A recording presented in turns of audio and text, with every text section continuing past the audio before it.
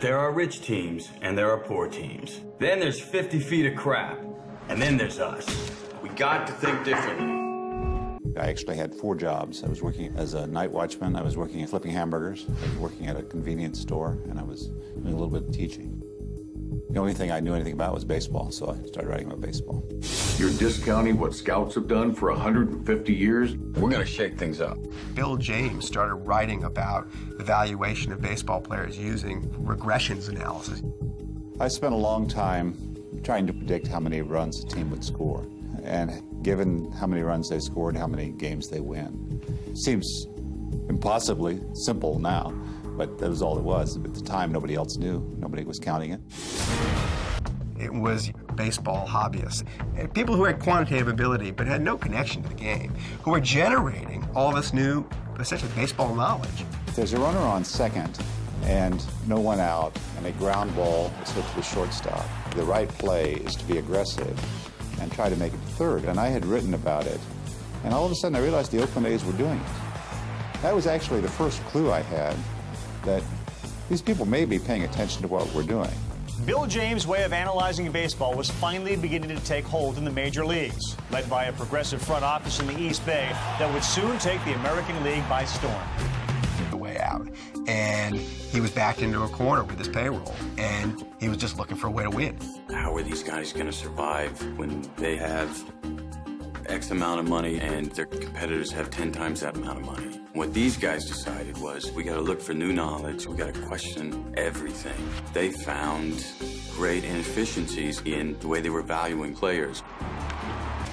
We were really trying to rob some of the things that were going on Wall Street and trying to apply them, because, you know, finding value is ultimately what they were trying to do on Wall Street and we were trying to do in baseball. They found that defense was overvalued and offense was undervalued, and guys that got on base in unspectacular ways, they could buy for a fraction of the cost. There's no such thing as being too stupid to be able to play baseball.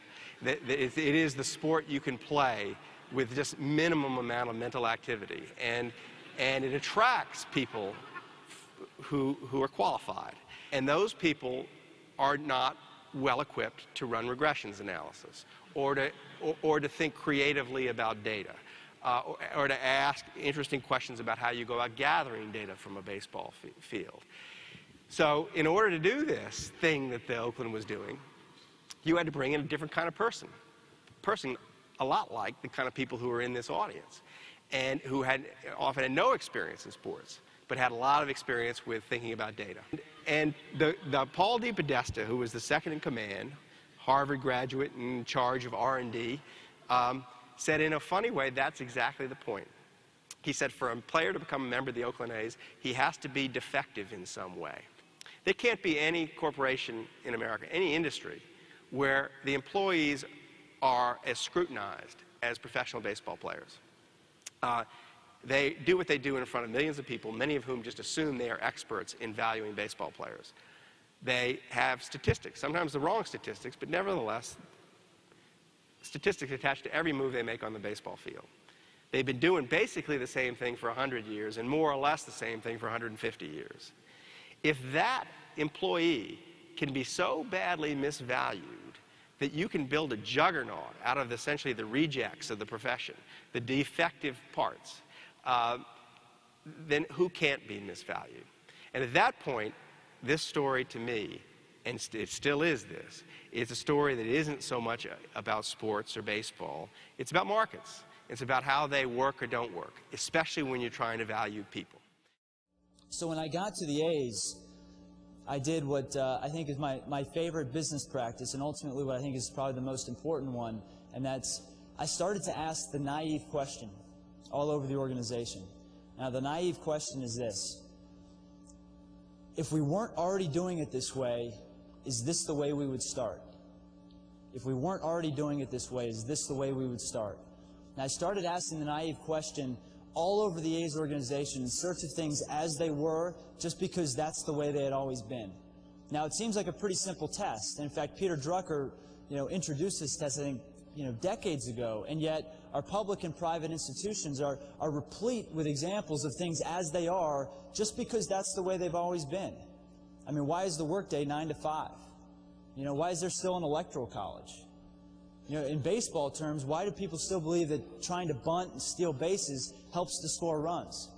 Well, these are just a number of examples of things that I came across, while I was asking the naive question. In fact, one of the guys I had worked with previous who had sort of given me the idea or the power of the naive question was a guy named Jim Pinkerton. He wrote a book called What Comes Next, and it was really about the breakdown of the bureaucratic operating system. And he wrote in the book, "It's human nature to stick with traditional beliefs even after they outlast any conceivable utility." And that was absolutely true with the A's.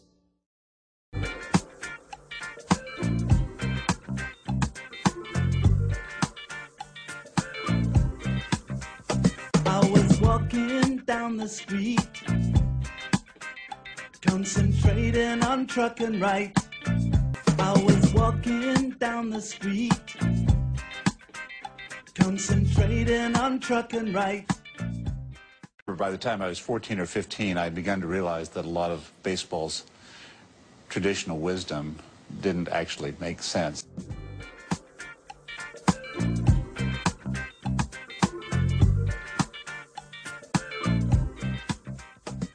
As for decades, managers used outdated formulas or intuition in making decisions. So night after night, he crunched numbers until he came up with new statistics based on facts that would either support or debunk tradition. Example, Fenway Park and its infamous left field wall, the Green Monster. Fenway was legendary as a right-handed hitter's park, but analysis showed it actually favored left-handed hitters. It's gone! Looking up at the wall, goodbye! Costa says the key to Bill James' success is his simply expressed logic. Bill James is a very, very smart guy who doesn't just understand information, but he's shown people a different way of interpreting that information.